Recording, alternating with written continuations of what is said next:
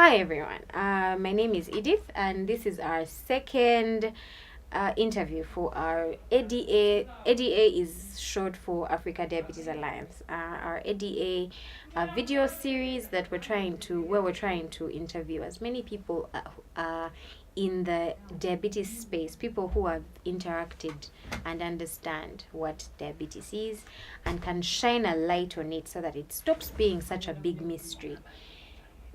So, because a lot of people don't really understand diabetes, very many people, like we said before, when I was speaking to Mariam, and she mentioned that a lot of people feel like diabetes is such a death sentence, and we're trying to show people that, you know what, it is not. You can live with diabetes for a very long time, very well, very positively, and it can be done. So, today, my lovely guest is Mariam Nachito.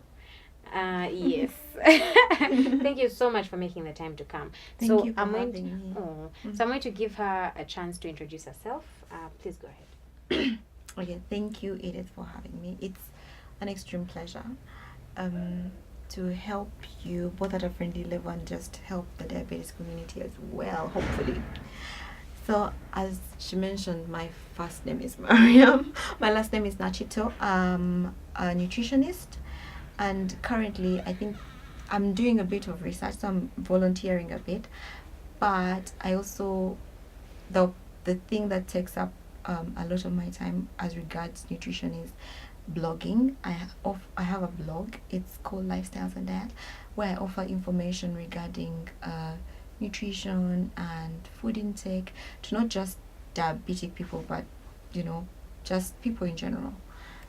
So Mariam has graciously accepted to talk to us about her first encounter with diabetes, and help us get to understand from the point of view of people who are not directly living with diabetes, how does it come off for them? How does it come off when they get to encounter someone with type 1 diabetes?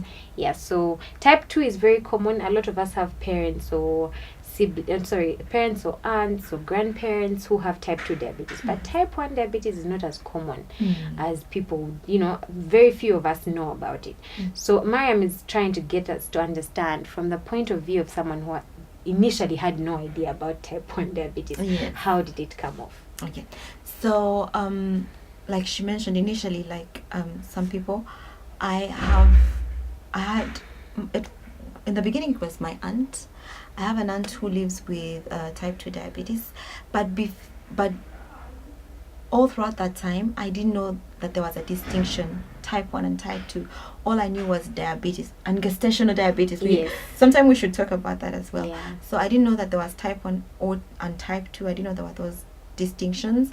All I knew was that there was diabetes, and my aunt had diabetes, but I don't live in close proximity to her, so I'd never really interacted with diabetes at a very close level until I met you. That's me. You're my closest interaction with diabetes in general. Yeah, and it just so happens that you have type 1 diabetes. So Exactly. you're possibly my only interaction with type 1 diabetes.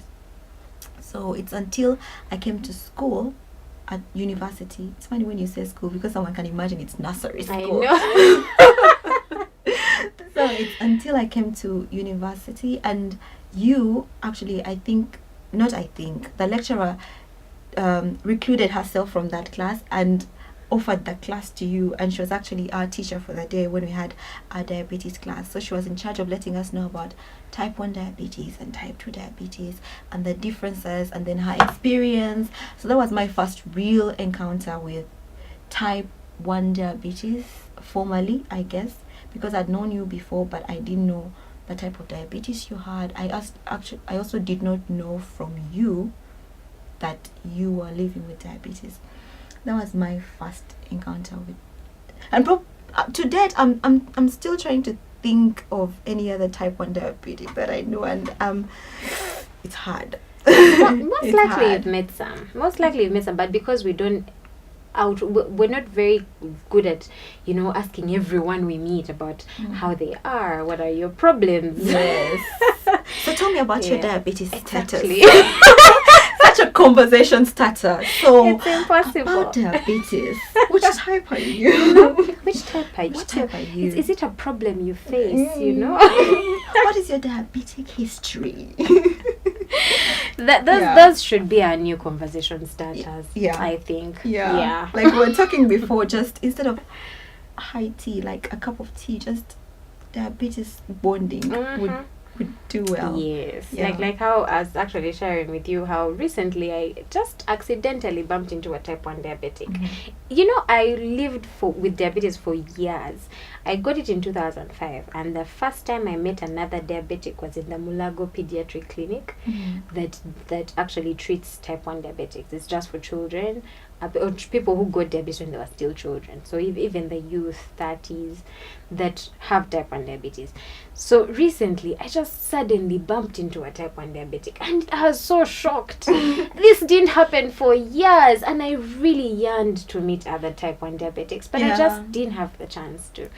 Yeah, so this one time I'm going to Kisoro, and in Kavale, imagine, of all places, Kavale. Just to put it in perspective, it's very far. Just to put it in perspective for our viewers, it's very far.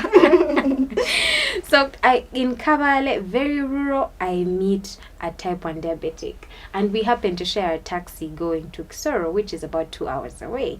And it was so interesting. We had a very interesting conversation. So it was actually it's a rare occurrence, honestly. But since I started the Africa Diabetes Alliance and getting to know more diabetics, getting to talk about the diabetes and get to understand and get to let people know about it, I've actually met a lot.